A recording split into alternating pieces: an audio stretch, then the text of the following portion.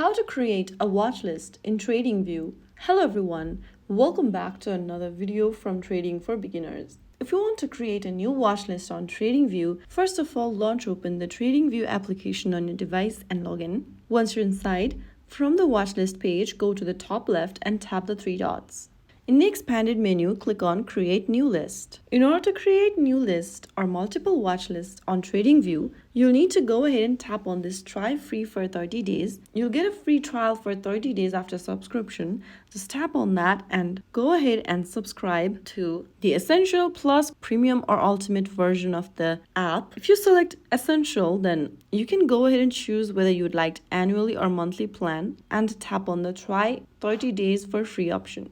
After you make your subscription, you will be able to create and organize multiple watch lists on TradingView. So that's how it's done. If you found the video helpful, don't forget to like, share, and subscribe to our channel.